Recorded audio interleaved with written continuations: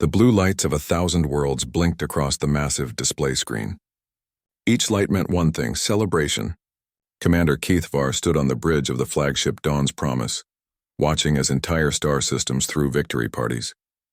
After 12 long years of war, the galaxy was finally at peace. The Void Swarm was gone. Those terrible creatures that ate entire planets had been pushed back beyond the edge of known space. The Galactic Coalition had won, but the cost had been enormous. Whole fleets destroyed. Billions of people dead or missing. Entire colonies turned to ash and bone. Keithvar touched the communication panel with one of his forearms. His blue skin showed the stress marks that all Altarians got during wartime, dark lines that ran from his large eyes down to his neck. "Status report from all sectors," he said in his deep voice. "All clear, Commander," replied his second officer, a young Altarian named Veltar. "The swarm ships have not been seen for 3 days. Our long-range scouts report empty space beyond the rim. 3 days. It seemed impossible that the nightmare was really over. Keithvar had fought the swarm since the beginning. He remembered the first attack on Proxima Station, when they learned that normal weapons barely scratched the bioships. He remembered the fall of the Centauri colonies, when millions died in a single day. The swarm had been unlike any enemy the galaxy had ever faced. They were not machines that could be hacked or destroyed with electromagnetic pulses. They were not a normal species that could be reasoned with or frightened. The swarm was a hive mind of living ships that consumed everything in their path. They ate metal, organic matter, even the atmosphere of planets. Nothing was left behind except empty space. But now they were gone, driven back by the combined might of the Coalition. The Altarians had provided the heavy battleships. The crystalline Zephyrite had given their energy weapons that could cut through swarm armor. The aquatic Nereidans had offered their fast attack craft that moved like fish through space. Dozens of other species had joined the fight, each bringing their own strengths. "Well, almost all species had joined, sir," Veltar said carefully. "There is still no word from Earth." Keithvar's stress marks darkened. Earth, the humans. They had been part of the Coalition for nearly 50 years, but they had always been different, stubborn, independent. They built crude ships that looked more like metal boxes than the elegant vessels of other species. Their weapons were simple projectile systems instead of sophisticated energy beams. Their tactics were often brutal and direct. When the swarm first appeared, the humans had offered to help. But their technology was so far behind everyone else that the Coalition leadership had politely assigned them to supply runs and escort duties.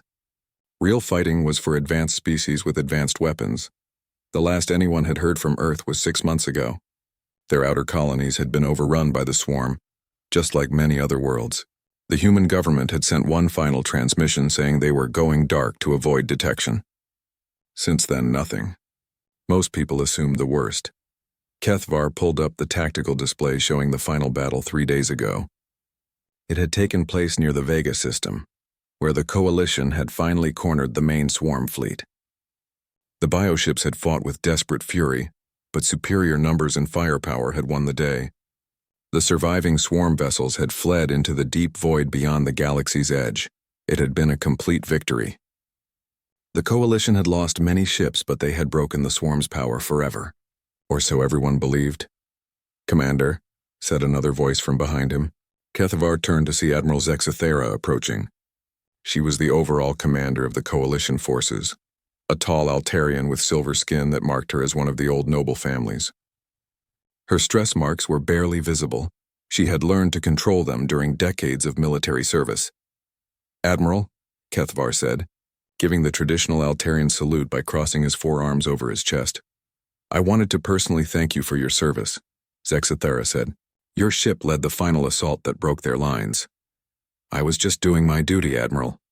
"The real heroes are the ones who did not make it home," Zexithera nodded sadly. Too many good officers had died fighting the swarm. Too many ships had been lost. The victory was real, but it felt hollow when so many chairs would remain empty.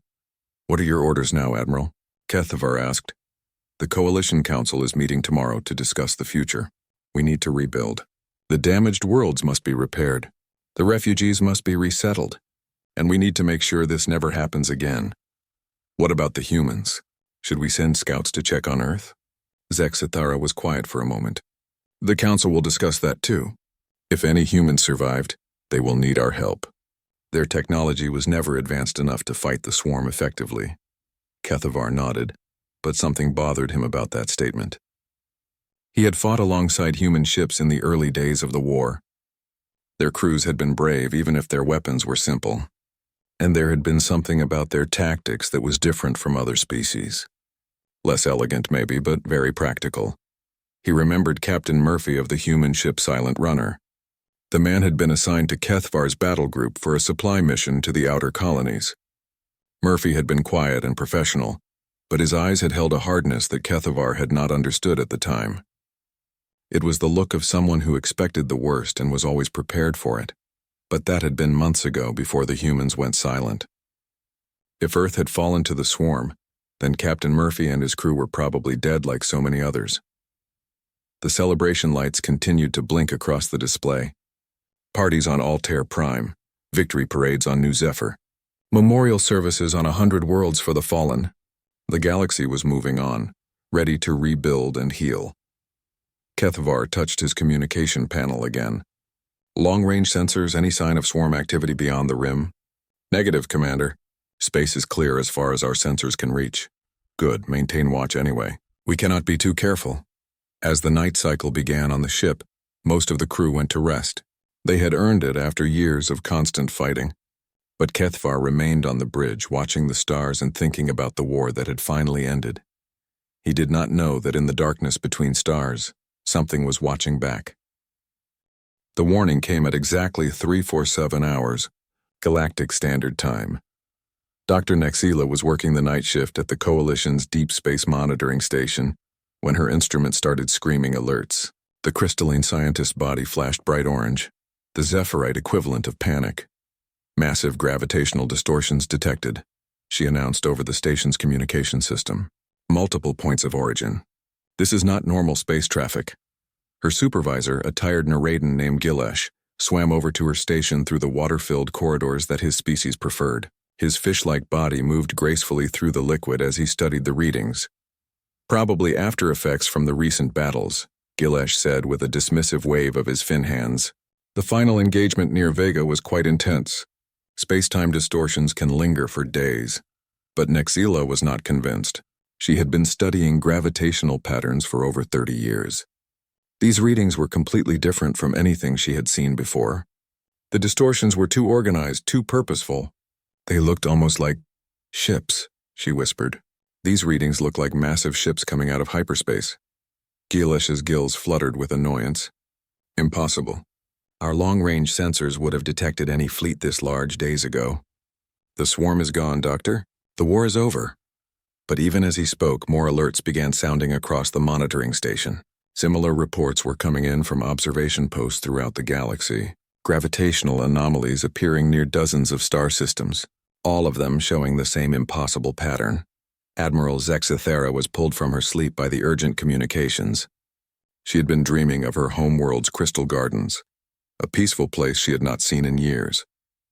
The harsh buzz of her emergency communicator brought her back to reality. Admiral, you need to see this, came the voice of her chief of staff. We have a situation developing. Within minutes, Zexithera was in the command center aboard Dawn's Promise. The main display showed a tactical map of known space, but something was very wrong. Red warning indicators were appearing at the edge of multiple star systems. Report, Zexithera commanded. Commander Kethavar looked up from his station, his stress marks darker than she had ever seen them. Admiral, we are detecting massive fleet movements. Unknown ships are dropping out of hyperspace at 17 different locations. Swarm reinforcements? Zexithera asked, though her heart sank at the possibility. No, Admiral. These are not bioships. The energy signatures are completely different. Metal hulls, fusion reactors, electromagnetic shields, but the design patterns do not match any Coalition database. Zexithera studied the readings carefully. The ships were huge, some of them larger than the Coalition's biggest dreadnoughts. But their technology seemed primitive compared to standard Coalition vessels. Crude fusion drives instead of elegant antimatter engines, simple projectile weapons instead of energy beams. It reminded her of something, but she could not place what. Admiral, called out another officer, we are receiving a transmission.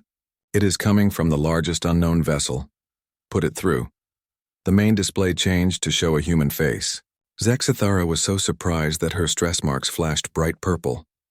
The woman on the screen had short gray hair and cold blue eyes. She wore a military uniform that was clearly human, but the design was different from anything Zexithara had seen before. More practical, more serious. "This is Admiral Lisa Carter of the Earth Defense Force," the human said in a calm, steady voice. "I am requesting immediate communication with Coalition leadership." Zexithara found her voice. "Admiral Carter, this is Admiral Zexithara of the Galactic Coalition. We thought Earth had fallen to the swarm. Your colonies were overrun 6 months ago." Carter's expression did not change. "Earth survived, Admiral. We have been busy. Busy doing what? And where did you get this fleet?" "Our records show that human shipbuilding capacity was limited to small escort vessels and supply ships. For the first time," Carter's mouth curved into something that might have been a smile, but there was no warmth in it. "As I said, Admiral, we have been busy. I think it would be better if we discuss this in person. I am transmitting coordinates for a meeting." The transmission ended, leaving the Coalition command staff staring at a blank screen. Zexithara felt like the universe had suddenly turned upside down. Humans were supposed to be the junior partners in the Coalition. Their technology was decades behind everyone else. Their ships were small and simple. How had they built a fleet that dwarfed anything the Coalition had ever assembled? "Admiral," Kethvar said quietly, "should we alert the defense fleets?" Zexithara considered the question. The human fleet was massive, but it was also clearly human. Earth had been a Coalition member for 50 years. They were allies, not enemies. But something about Admiral Carter's tone worried her. "Send word to all Coalition commanders," she decided. "Alert status yellow. No hostile actions, but maintain readiness." "Yes, Admiral." As reports continued to pour in, the scope of the human fleet became clear. Over 3,000 ships of various sizes. The smallest were larger than Coalition frigates. The largest made Coalition dreadnoughts look like toys. All of them showed the same crude but massive design philosophy. But the most disturbing part was not the size of the fleet. It was the locations where they had appeared.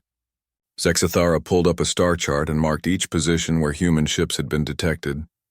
A pattern emerged that made her blood run cold. Every single location was a star system that the Coalition had written off as lost to the swarm. Worlds that had been evacuated or abandoned.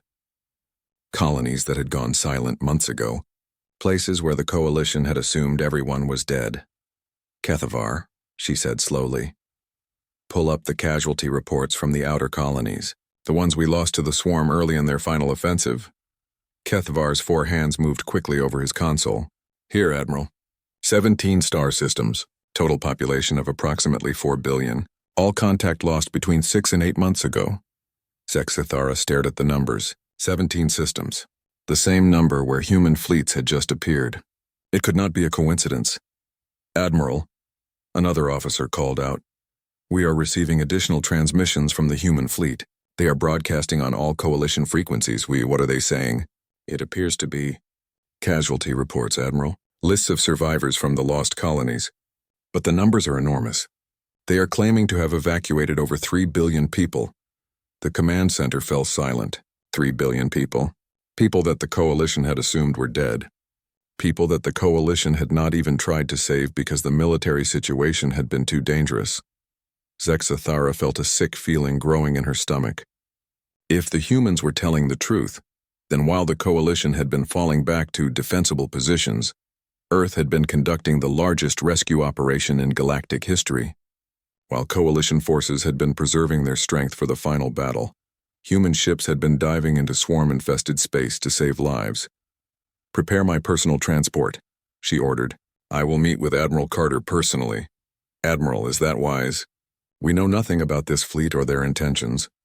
Zexithara looked at the display showing human ships stationed throughout the galaxy, ships that had appeared like ghosts from the darkness, ships that carried billions of refugees that everyone else had given up for dead.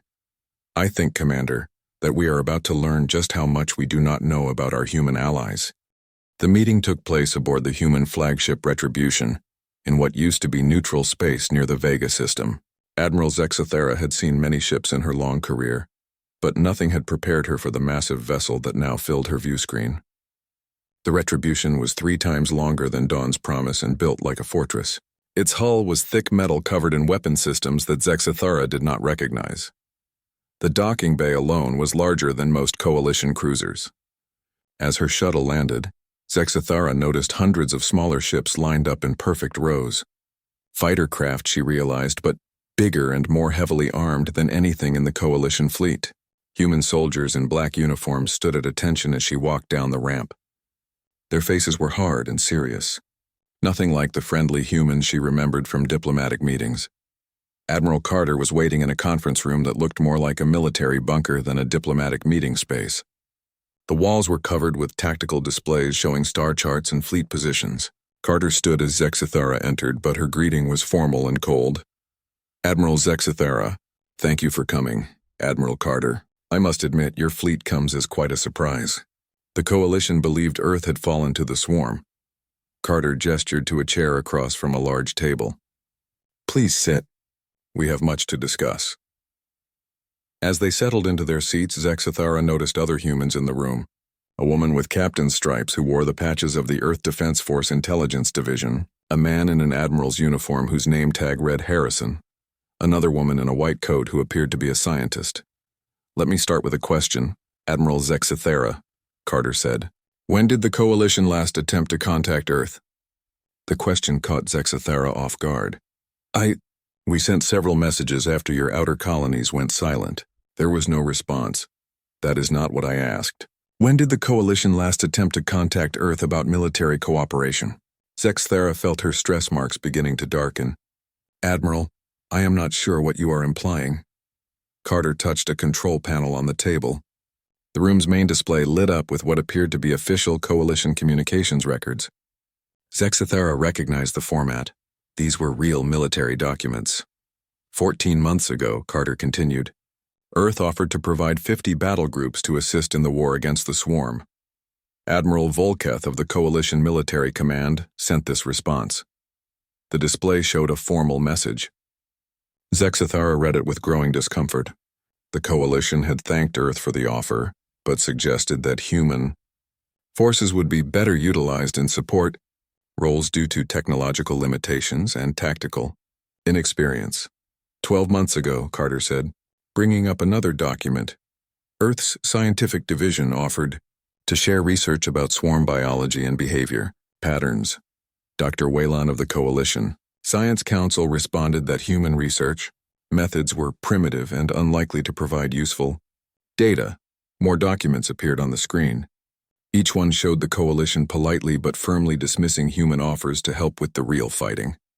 Transport duties, supply runs, escort missions for non-combat ships. Earth had been treated like a junior partner, whose only value was doing the jobs that more advanced species considered beneath them. 10 months ago, Carter continued relentlessly, Captain Danny Torres of the Earthship New Horizon submitted detailed reports about swarm adaptive capabilities.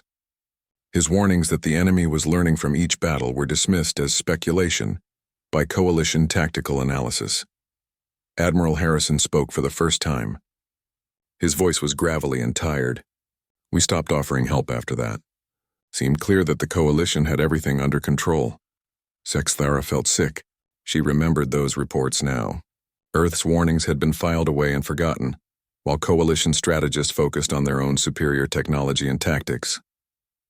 Admiral Carter, she said carefully, if Earth felt that the Coalition was not taking your contributions seriously, why did you not press the issue? The Council would have listened to formal complaints. The woman in the white coat laughed, but there was no humor in the sound. Formal complaints? Admiral, while you were having committee meetings, the swarm was eating entire star systems. Carter raised a hand to silence her colleague. Dr. Rachel Kim is our chief xenobiologist. She has strong feelings about Coalition bureaucracy. With good reason, Dr. Kim said. I sent the Coalition detailed analysis of swarm biochemistry 18 months ago. Information that could have saved millions of lives. It was rejected because human research did not meet Coalition scientific standards. Zexithara was beginning to understand the anger in the room. Admiral Carter, what exactly did Earth do after the Coalition declined your assistance? Carter's expression hardened. We did what humans always do when diplomacy fails. We handled the problem ourselves. The display changed to show star charts marked with human fleet movements over the past 6 months. Zexathara stared in disbelief as the scope of Earth's operations became clear. While the coalition was falling back to defensible positions, Carter explained, Earth forces were conducting evacuation operations in 17 star systems that you had written off as lost. Evacuation operations? But those systems were deep in swarm territory. Any rescue attempt would have been suicide. Admiral Harrison smiled grimly. Only if you fight the swarm the way the coalition fights. Big fleets, long-range weapons trying to out-tech them. Humans learned a long time ago that sometimes you have to get close and dirty. Dr. Kim brought up new images on the display. They showed swarm bioships, but these were different from anything Zexathara had seen before. The organic hulls were cracked and burned, leaking fluids into space. Coalition weapons barely scratched swarm armor, Dr. Kim explained. But if you understand their biology, you can find weak points. Humans developed specialized munitions that target their nervous systems directly. Boarding actions, Harrison added. Coalition forces never tried to board swarm vessels. Too dangerous, too crude. Humans went aboard anyway. Learned how they think, how they communicate, how they die. Zexathara felt her world shifting. Everything the coalition thought they knew about the war was wrong. While they had been fighting a clean technological battle, humans had been waging something much more brutal and effective. The evacuations, she managed to ask.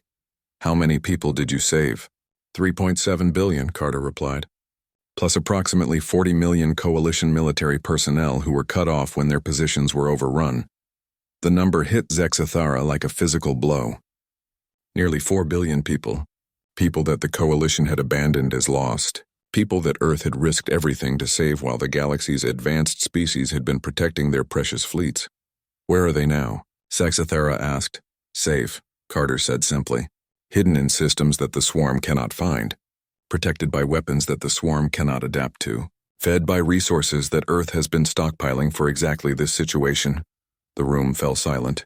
Zexathara stared at the tactical displays showing human bases scattered throughout the galaxy's outer regions. A hidden empire built on rescue and survival while everyone else had been playing politics. Admiral Carter, she said slowly. Why are you telling me this now?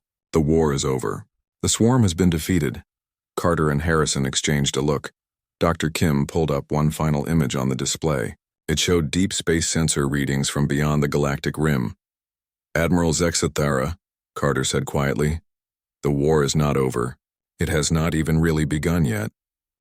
The sensor readings on the display made Admiral Zexathara's blood run cold. What she was looking at should have been impossible, but the data was clear.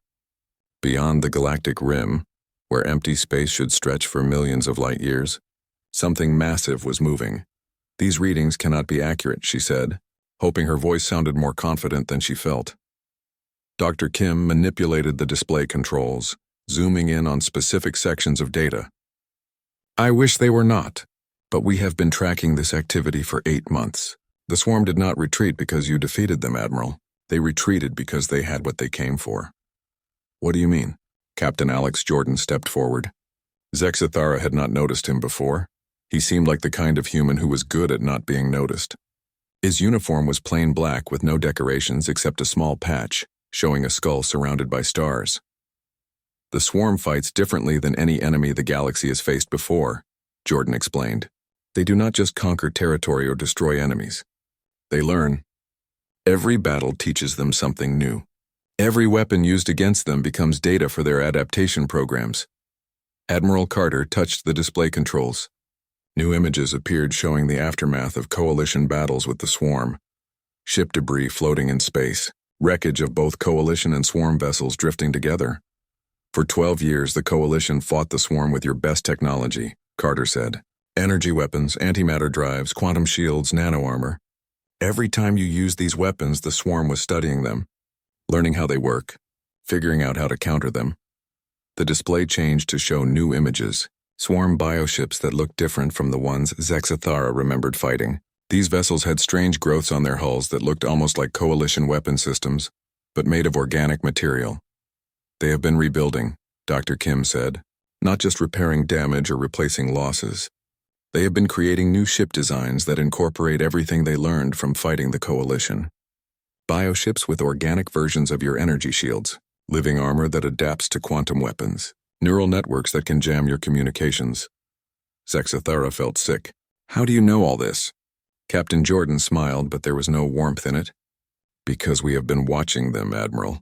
While the Coalition was celebrating victory, Earth forces have been conducting deep reconnaissance missions beyond the rim. We know exactly what they have been building. Show her the numbers, Admiral Harrison said grimly. The display filled with tactical data that made Zexathara's stress marks flash bright purple. The swarm fleet that was massing beyond the galaxy was 3 times larger than anything they had fielded during the 12-year war. Worse, the new bioships were specifically designed to counter Coalition technology. They will return within 18 months, Carter said. When they do, every weapon the Coalition used against them will be useless. Your energy beams will bounce off their adaptive armor. Your shields will not stop their bioweapons. Your ships will be sitting targets. But surely the Coalition can develop new weapons, Zexathara said desperately. Our scientists are the most advanced in the galaxy. Dr. Kim laughed bitterly. Your scientists are brilliant at creating elegant solutions to theoretical problems. But they have never had to fight an enemy that learns and adapts faster than they can innovate. The swarm now knows everything about Coalition technology. They have had months to prepare countermeasures. What about Earth's weapons? Zexathara asked. You said your forces developed specialized munitions. Crude but effective, Jordan said. The swarm has much less data on human technology because the Coalition never let us participate in major battles. Our weapons are primitive enough that the swarm did not consider them worth studying in detail. Admiral Harrison brought up new displays showing human weapon systems. Zexathara had to admit they looked very basic compared to Coalition technology. Simple projectile weapons that fired metal slugs, chemical explosives, kinetic penetrators, things that belonged in a museum, not a modern warship. These weapons cannot possibly be effective against swarm bioarmor, she protested. They are not meant to be, Dr. Kim explained. Human weapons target biological systems directly. We do not try to punch through their armor. We bypass it entirely. The display showed detailed biological scans of swarm creatures. Dr. Kim highlighted specific organs and neural pathways. Every living thing has weaknesses, she said. Pressure points. Vulnerable organs. Chemical processes that can be disrupted. The Coalition tried to fight the swarm like they were machines. Humans fought them like they were animals. Captain Jordan activated another display. This one showed footage from human boarding operations. Zexathara watched in horror as human soldiers fought their way through the organic corridors of swarm bioships. The humans wore heavy armor and carried weapons that sprayed some kind of chemical agent. Whatever it was, it caused the swarm creatures to convulse and die within seconds. Biowarfare, Jordan said simply, developed specifically to target swarm biology. Completely illegal under Coalition law, of course. You used biological weapons? Zexathara was shocked. We used every weapon that worked, Admiral Carter said coldly. While the Coalition was worried about following proper rules of warfare, the swarm was eating entire star systems. Sometimes survival requires doing things that civilized people find distasteful. The room fell silent. Zexathara realized she was seeing something that the Coalition had never understood about humans.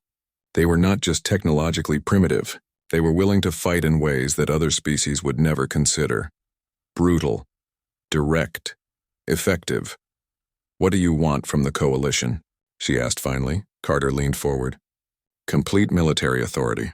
Full access to all Coalition resources and technology. Command of all defensive operations when the swarm returns. That is impossible. The Coalition Council would never agree to put human commanders in charge of everything. Then the Coalition will fall when the swarm returns, Harrison said bluntly. Your elegant ships will be destroyed. Your advanced weapons will be useless. Your people will be consumed just like everyone else. There has to be another way. Dr. Kim pulled up one final display. It showed projected casualty figures for the returning swarm invasion. Under Coalition command, the numbers were devastating. Nearly 70% of all Coalition worlds would be lost. Billions of deaths. There is another way, Carter said. Fight the war on human terms. Use human tactics. Accept that sometimes civilization requires uncivilized methods. Zexathara stared at the numbers. The choice was becoming clear and she hated it. Accept human leadership and abandon everything the Coalition believed about proper warfare. Or maintain their principles and watch the galaxy burn. The Council will never agree to this willingly, she said. Then convince them. Carter replied. Because ready or not, the real war is coming. And when it arrives, the galaxy will need protectors who are willing to do whatever it takes to win. Outside the conference room windows, human warships moved through space in perfect formation. Ships built for war, not diplomacy, commanded by people who had already proven they would sacrifice everything to protect others. Zexithera realized that the galaxy's fate now rested in the hands of the species they had always considered too primitive to matter. The first swarm scout ships appeared 6 months earlier than Earth's projections. Captain Jake Murphy of the Silent Runner detected them while on patrol near the galactic rim. His stealth ship had been watching the deep void for signs of the enemy's return, but even he was shocked by what his sensors found. "Admiral Carter," he transmitted over encrypted channels, "you need to see this. They are not just coming back, they are coming back stronger." Within hours, every human ship in the galaxy received the same message. The swarm was returning ahead of schedule with a fleet that dwarfed their previous invasion force. Worse, the new bioships showed clear adaptations to Coalition technology: living armor that could absorb energy weapons, organic shields that deflected antimatter, neural networks that jammed quantum communications. Admiral Carter stood on the bridge of the Retribution, watching tactical displays that painted a grim picture. The Coalition had finally agreed to human military leadership, but only after 3 more star systems had gone silent. "Too little, too late. Status report," she ordered. Commander Ben Clark looked up from his station. "All human fleets are in position. Coalition forces are still moving to their assigned coordinates, but Admiral Zexithera reports that many commanders are unhappy with the new tactical doctrines." Carter was not surprised. The human battle plan violated every principle of civilized warfare that the Coalition held dear. No elegant long-range duels between capital ships, no honor guards or formal challenges, just brutal, direct attacks designed to kill the enemy as quickly and efficiently as possible. "They will learn," Carter said grimly, "or they will die." The main assault came 3 days later. Swarm bioships poured through hyperspace into the Centauri system like a living tide. The Coalition defense fleet was waiting for them, but their opening barrage of energy weapons had almost no effect. The swarm's new adaptive armor absorbed the blasts and converted the energy to power their own weapon systems. Admiral Zexithera watched in horror from the bridge of Dawn's Promise as her ships were systematically destroyed. Coalition dreadnoughts that had taken decades to build were torn apart in minutes by swarm bioweapons that seemed to anticipate every defensive move.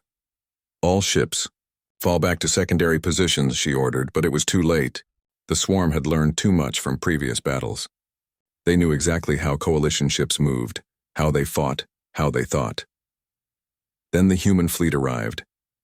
Captain Maria Santos led the first wave in her heavy cruiser Vengeance. Her ship was ugly compared to Coalition vessels, a blocky metal hull covered in weapon systems that looked like they belonged in a scrapyard. But when she opened fire on the swarm bioships, the results were devastating. Instead of energy beams, human weapons fired streams of metal projectiles coated with biological agents. The shots punched through swarm armor like it was paper and delivered payloads that attacked the creature's nervous systems directly. Bioships that had shrugged off Coalition attacks began convulsing and dying within seconds. "All human units, execute boarding operations," Carter commanded over the tactical network. What happened next would have been impossible for any other species to imagine. Human soldiers in powered armor launched themselves directly at swarm bioships, using magnetic clamps and cutting tools to force their way inside. Once aboard, they fought through organic corridors with weapons that sprayed chemical death. Captain Jordan led one of these boarding parties personally. His team moved through a swarm bioship like deadly ghosts, killing everything they encountered with methodical efficiency. They did not try to capture prisoners or preserve valuable technology. They just killed until nothing was left alive. "Target destroyed," Jordan reported as his team evacuated the dying bioship, moving to next objective. Admiral Zexithera watched the battle with a mixture of fascination and horror. The humans fought like nothing she had ever seen. No concern for honor or proper military conduct. No elegant tactics or sophisticated strategies. Just raw, brutal effectiveness that turned living enemy ships into floating corpses. But it was working. For the first time since the war began, the swarm was losing. Dr. Kim coordinated the biological warfare from her station aboard the Retribution. She had spent months developing weapons specifically designed to kill swarm creatures. and now she watched her creations do their work. Neural toxin deployment successful, she reported. Enemy bioships are losing coordination. Their hive mind connections are breaking down. The swarm had never faced an enemy that understood their biology well enough to attack it directly. Coalition weapons had always targeted their ships and armor. Human weapons targeted their brains and nervous systems. The difference was devastating. As the battle continued, more human fleets arrived from hidden bases throughout the galaxy. Each one brought weapons and tactics that the swarm had never encountered. Kinetic bombardment that turned asteroids into planet-killing projectiles. Viral agents that infected swarm bioships and turned them against each other. Nuclear devices that were detonated inside enemy vessels by boarding teams. Commander Clark monitored the overall tactical situation from the Retribution's command center. Admiral, swarm fleet cohesion is breaking down. They are attempting to retreat, but our stealth ships are blocking their exit routes. Carter nodded. This was the moment she had been preparing for. Signal all ships. Execute final protocol. Across the battlefield, human vessels began broadcasting a signal that Dr. Kim had developed months earlier. It was based on captured swarm communication frequencies, but modified to carry a biological weapon directly into the enemy's hive mind network. The effect was immediate and terrible. Swarm bioships throughout the galaxy began convulsing as the viral agent spread through their shared consciousness. The creatures that had terrorized the galaxy for 12 years were dying by the billions, killed by their own communication system. Admiral Zexathara watched the destruction with mixed feelings. The threat was ended, but the methods used to end it challenged everything she believed about civilized warfare. Admiral Carter, she transmitted, the swarm fleet has been eliminated. The invasion is over. Carter's response was characteristically direct. Good. Now we rebuild. In the weeks that followed, the galaxy began to understand what human protection really meant. Earth forces established military bases in every major star system. Human commanders took control of all defense operations. Coalition ships were retrofitted with human weapons and crewed by soldiers trained in human tactics. It was not the elegant, civilized galaxy that the Coalition had once known. It was harder, more brutal, more practical, but it was also safer than it had ever been. Captain Murphy continued his patrols in the Silent Runner, watching the darkness between stars for new threats. Because while the rest of the galaxy celebrated another victory, humans never stopped preparing for the next war. Admiral Carter stood on the observation deck of the Retribution, looking out at construction sites where new defense platforms were being built. They were ugly, functional structures designed for one purpose: to protect a galaxy that had learned the hard way that sometimes civilization required uncivilized protectors. The galaxy was safe now, but it would never be the same.